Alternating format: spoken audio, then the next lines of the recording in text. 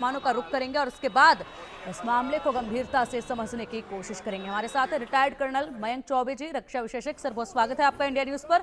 और साथ ही विदेशी मामलों के जानकार अरविंद सिंह तेजावत जी हमारे साथ हैं। तेजावत सर, बहुत स्वागत है आपका भी इंडिया न्यूज पर। एक और युद्ध को हम डिस्कस कर रहे हैं।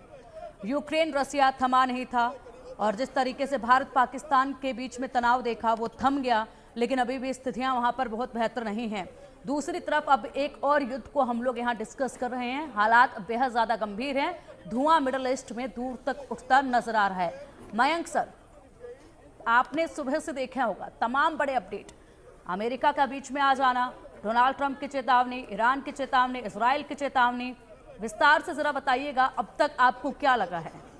देखिए पिंकी जी, जब ऑपरेशन राइजिंग लायन शुरू किया था इजराइल ने, तो इजराइल का उद्देश्य 3 थे। उन 3 उद्देश्यों में सबसे पहला था उनके न्यूक्लियर ठिकानों को समाप्त करना, जिससे कि इजराइल के ऊपर जो खतरा हमेशा बना रहता है न्यूक्लियर अटैक का, उसको नष्ट किया जा सके। नंबर 2, उनका उद्देश्य था उनके मिसाइल्स के जखीरे और उनके मिसाइल पार को पूरा नष्ट करना, क्योंकि ईरान जो है एक बहुत बड़ी मिसाइल शक्ति है मिडल ईस्ट या कि वेस्ट एशिया में। और नंबर 3, एक रिजीम ऐसी बैठी हुई थी ईरान में जो कि इजराइल के बिल्कुल खिलाफ थी। आपको ध्यान होगा 1979 से पहले शाह ऑफ ईरान का वहां पर रूल था और उस समय ईरान और इजराइल के बीच में संबंध इतने मधुर थे कि इजराइल ने स्वयं ईरान के न्यूक्लियर पावर प्लांट को एस्टैब्लिश करने में उसकी मदद कर रहा था। उसको उस समय एटम्स फॉर पीस कहा जाता था। इजराइल के जो इंजीनियर्स और उनकी कंपनीज थी, ईरान में जाकर इंफ्रास्ट्रक्चर बनाने में उनकी मदद करते थे। ये तो हास्यास्पद स्थिति है कि शायद जो स्ट्रक्चर इजराइल ने 79 से पहले बनाए थे, आज वो शायद उसको स्वयं ध्वस्त कर रहा है। उस समय ईरान जो था वो तेल जो था वो सप्लाई करता था इजराइल को। संबंध बहुत मधुर थे। कोई सोच नहीं सकता था कि एक दिन ऐसा आएगा कि ये दोनों देश एक दूसरे ऊपर बम वर्षा करेंगे। खैर, समय का कुछ कहा नहीं जा सकता।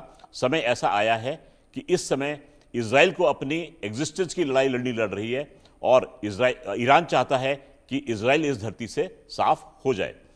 इस समय इजराइल का साथ भरपूर तरीके से अमेरिका दे रहा है। बहुत लोग ये कहते हैं कि अमेरिका ने बीच में उसका साथ छोड़ दिया, परंतु ये बात मैं मानने को तैयार नहीं हूं। इस पूरे युद्ध में अगर इजराइल के हवाई जहाज उड़े हैं तो उनके लिए रास्ते में पेट्रोल पंप की व्यवस्था जो है वो अमेरिका ने की है। ये विमान अमेरिका के ऊपर से उड़ के गए हैं। अमेरिका के ऊपर से उड़ के जाने का मतलब है अमेरिकन फोर्सेस जहां तैनात थी। अगर विमान सेनाओं के ऊपर से उड़ के जाते हैं तो खतरे की घंटी बज सकती है। वो सेनाएं जो हैं उस विमान पर आक्रमण कर सकती हैं। परंतु अमेरिका को सूचित किया जा सकता था कि अब हमारे विमान जो हैं वो जाकर बम वर्षा करेंगे ईरान के ऊपर। इसीलिए अमेरिका की फोर्सेज ने उसके ऊपर कोई भी अटैक नहीं किया। हर समय इजराइल के साथ में अमेरिका हर सूरत पर खड़ा रहा, लेकिन प्रत्यक्ष रूप से यह दिखा रहा था कि वो इजराइल के साथ में नहीं है। वो चाहता है कि इस समय युद्ध जो है वो समाप्त हो और डिप्लोमेटिक तरीके से इस चीज को सॉल्व किया जा चुके। लेकिन इस समय अमेरिका का उद्देश्य मात्र एक था और उद्देश्य है रजीम चेंज, यानी सत्ता परिवर्तन। अमेरिका किसी भी सूरत में अयातुल्लाह खमेनी की शासन को वहां बर्दाश्त नहीं कर पा रहा था।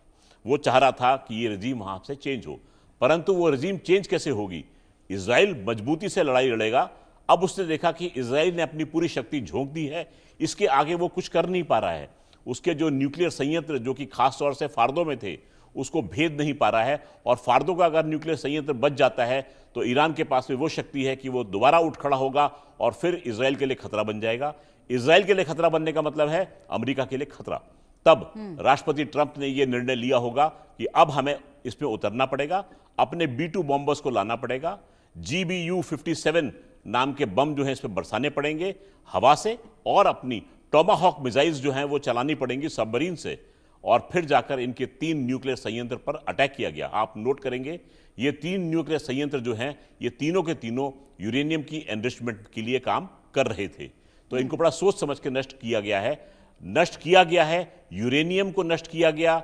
इसके ऊपर अभी भी प्रश्न लगा है, क्योंकि ईरान का कहना है कि कोई रेडिएशन लीक नहीं हुआ है। तो अभी खेल अभी चल रहा है। अभी धीरे धीरे परतें खुलेंगी और ये गेम जो है ये और गंदा होता चला जाएगा, ऐसी मेरा मानना है। जी ठीक है सर, आपका मानना है कि ये गेम जो खेला जा रहा है कि बेहद गंदा होता चला जाएगा, यानी कि हालात अभी और आगे गंभीर बनने वाले हैं। कहीं पर भी दूर तक समाधान का तो मतलब ही नजर नहीं आता है। ना ही ऐसा कुछ देखा जा रहा है कि कुछ बैठकर यहाँ पर बातचीत होगी, किसी टेबल पर बैठकर शांति वार्ता कराई जाए, वो भी नजर नहीं आता है। लेकिन इसी बीच तेजावत सर, आपसे जानना चाहूंगी, अमेरिका ने अटैक किया, उसके बाद बड़ी बड़ी बातें भी कही और उसके बाद यहाँ पर हालात जो है अमेरिका के अंदर खाने में भी गर्म